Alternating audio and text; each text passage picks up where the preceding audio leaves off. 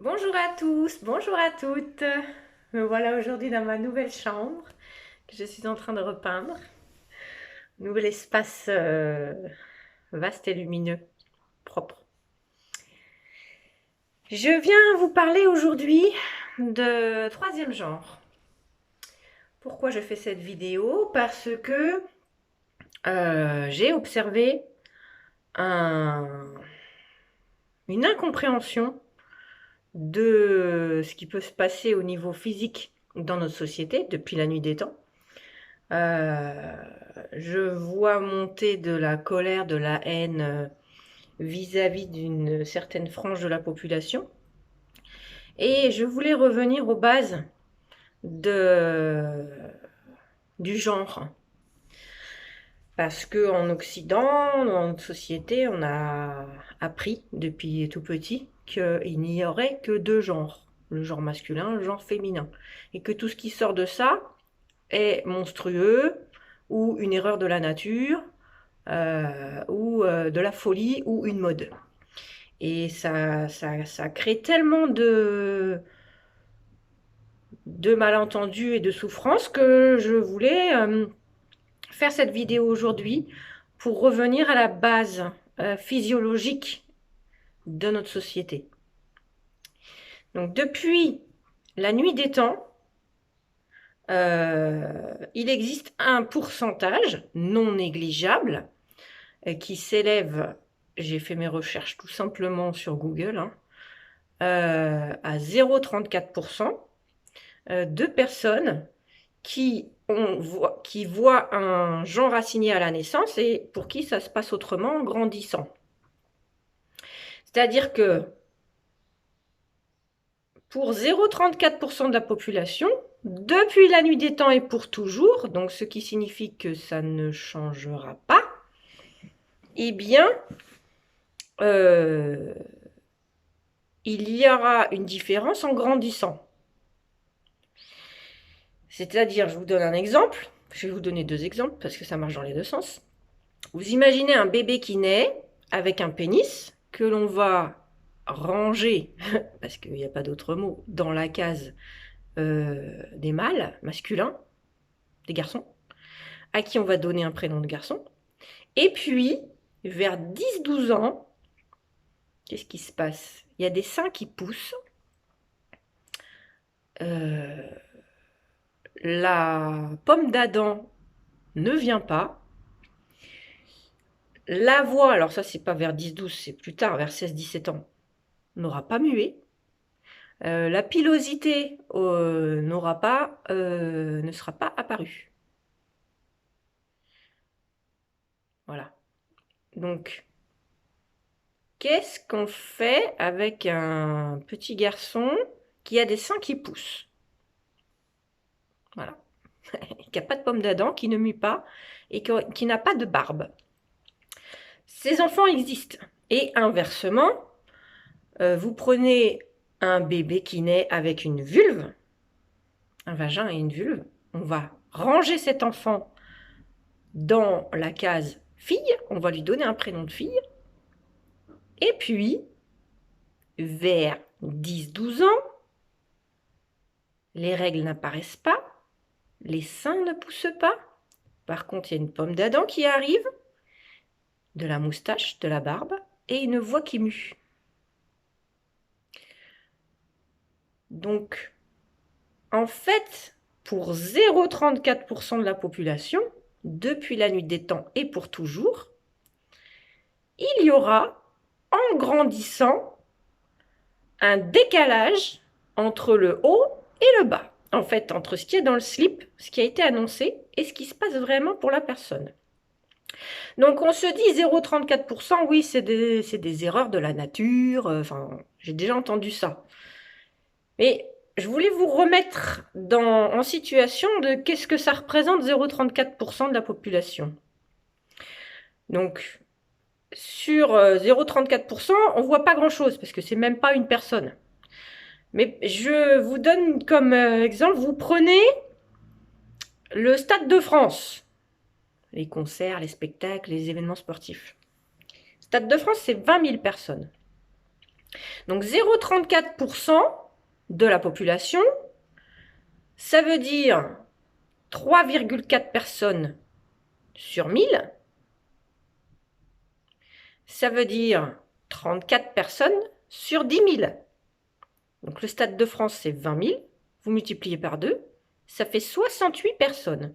Ça veut dire que vous prenez un concert au Stade de France et parmi les spectateurs, vous pouvez prendre 68 personnes et les mettre sur le terrain.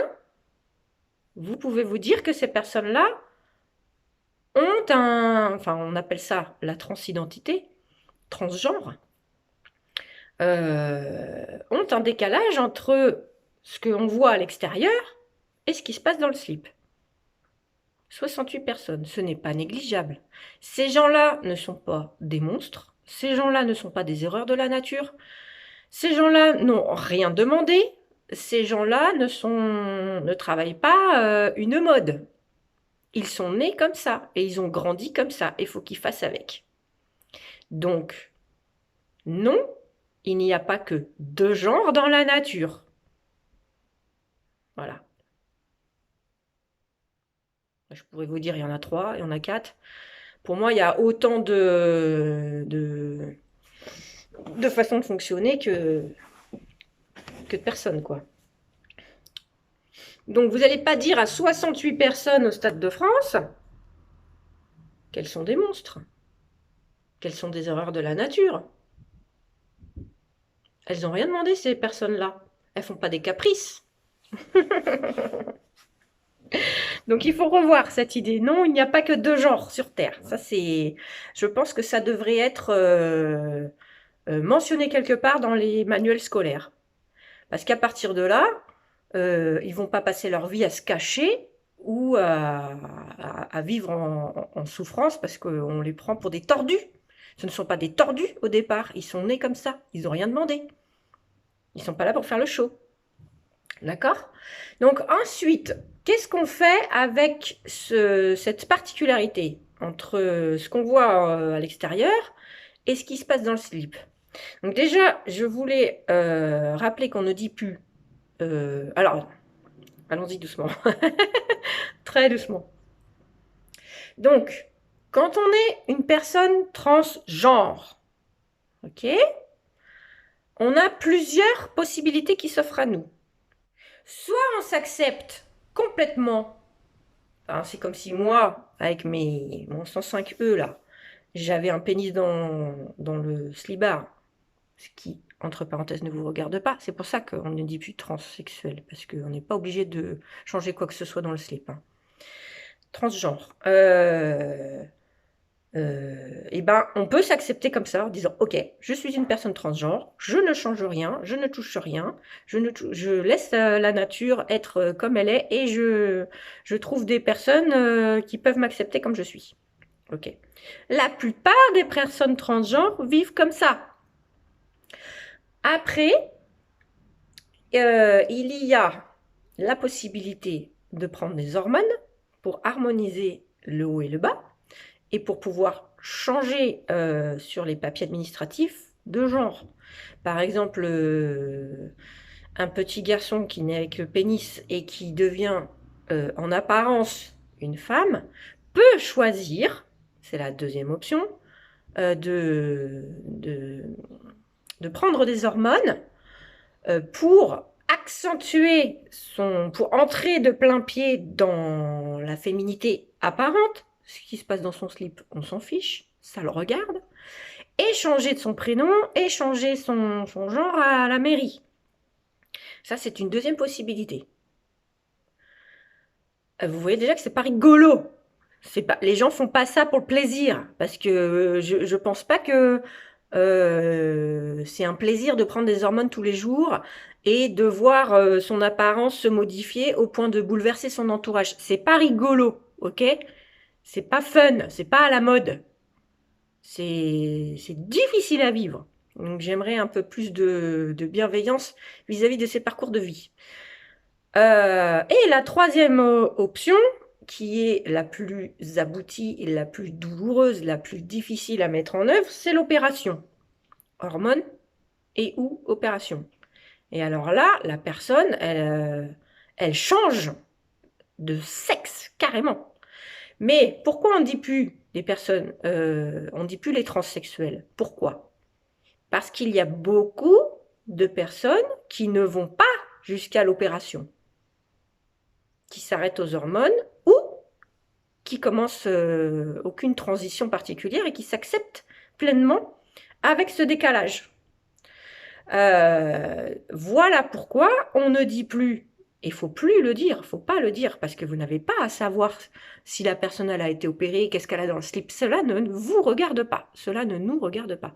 Donc on ne dit plus une personne transsexuelle, parce que le changement de sexe représente un petit pourcentage de ces 0,34% de personnes. Parmi ces gens, il y en a plein qui ne font rien, qui s'acceptent comme ils sont. Ils sont transgenres, ok? Maintenant, j'aimerais parler, pour moi ça ce sont les personnes transgenres physiques, physiologiques, c'est-à-dire que c'est la nature qui décide ça pour eux. Ils ne sont pas volontaires, ils ne font pas de caprices, ce ne sont pas des fous, ce ne sont pas des tordus dans leur tête. Ce ne sont pas des monstres, ce sont des gens qui n'ont rien demandé. C'est comme si vous naissiez, vous êtes aveugle ou vous êtes sourd ou vous... Mais encore, la comparaison m'a choisi parce que ça, c'est handicapant. Pour moi, ces personnes-là, elles ont complètement leur place dans la société. Elles n'ont pas de handicap particulier. Pour moi, le handicap, il est vraiment social. C'est-à-dire qu'elles sont tellement mal reconnues, tellement mal comprises, qu'elles vivent au quotidien beaucoup d'incompréhension, de rejet.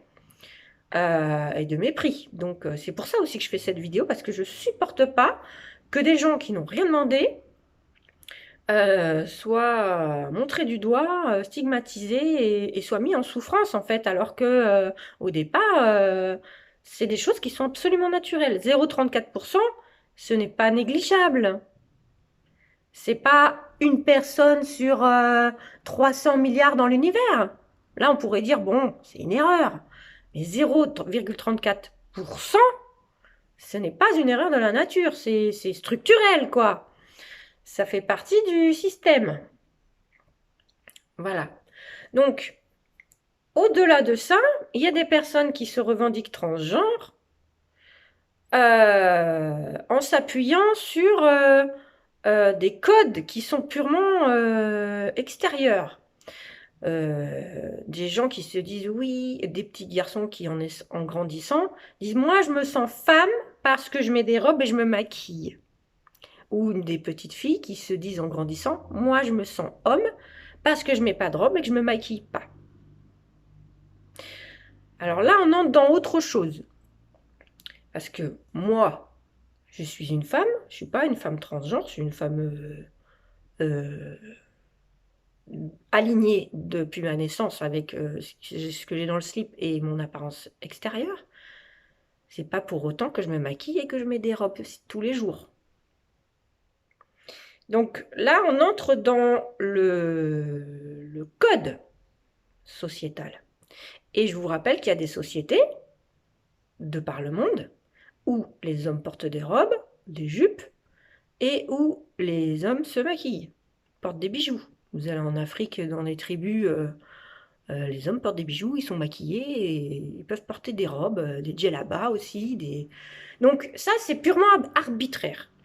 Et pour moi, je ne nie pas le côté transidentitaire de ces personnes-là qui se sentent hommes ou femmes par la culture. Mais je dis qu'il faut bien être au clair dans sa tête. Si on est dans de la transidentité physiologique, physique, ou si on est dans la transidentité psychologique et culturelle. Et ces personnes qui bousculent les codes, eh bien, ne doivent pas faire oublier qu'il y a des personnes pour qui ce n'est pas un choix culturel. Voilà, je voulais insister fort là-dessus, parce que ça peut nuire aux personnes transgenres naturelles. Enfin, je dis pas qu'il faut pas le faire, mais je dis qu'il faut en avoir conscience.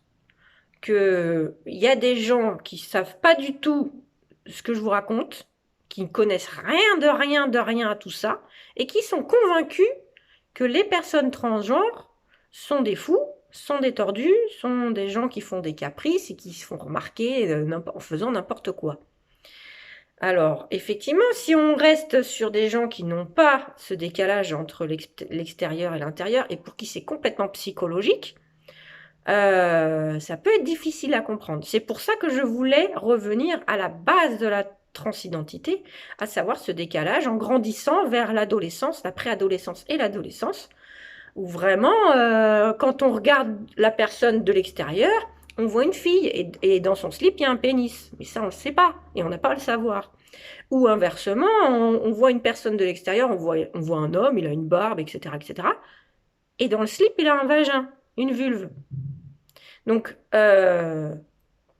j'aimerais qu'on comprenne bien qu'il y a une transidentité naturelle, physiologique et physique, et une autre, enfin c'est la continuité, mais un peu plus éthérée, une transidentité psychologique et sociétale. Et je pense que si la société était plus souple avec ses codes, et c'est là que le côté le bleu pour les garçons, le rose pour les filles peut faire souffrir du monde.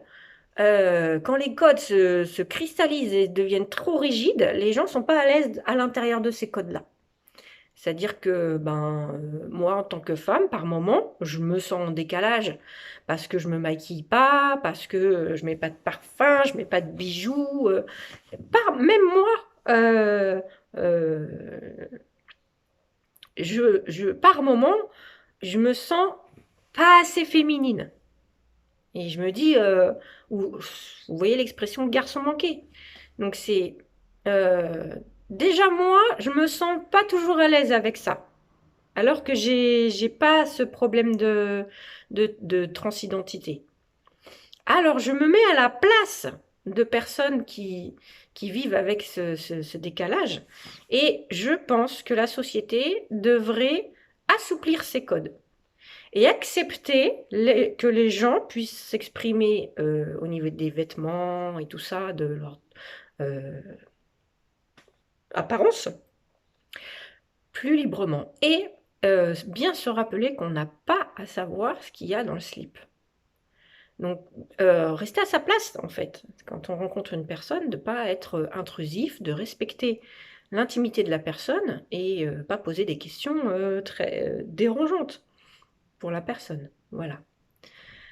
Qu'est-ce que j'avais encore à vous dire sur le sujet? Ah oui, j'avais deux choses encore à vous dire. Je voulais vous parler de la sexualité, que le genre et l'attirance sexuelle n'ont rien à voir, qu'on peut être une femme attirée par les hommes, qu'on peut être une femme attirée par les femmes, qu'on peut être un homme attiré par les femmes, qu'on peut être un homme attiré par les hommes, et qu'après, au milieu de tout ça, eh bien, il y a les personnes transgenres, de la même manière, qui choisissent auprès de qui elles sont attirées, et que c'est pas parce qu'on a changé de genre qu'on va changer de sexualité. Voilà. Donc, il n'y a pas de règle à ce niveau-là. C'est vraiment les goûts personnels. Et ça ne se discute pas parce que, par exemple, moi, je suis hétéro, je suis attirée par les hommes. Si la norme sociale, c'était d'être attirée, que les femmes soient attirées par les femmes, je serais en souffrance. Je ne serais pas du tout à l'aise. Donc, je pense là aussi que la société doit assouplir ces codes pour que chaque personne, quel que soit son genre, puisse choisir ce qui l'intéresse sexuellement et que ça ne dérange plus personne. C'est-à-dire que si ça ne nous concerne pas, ça ne nous concerne pas, quoi.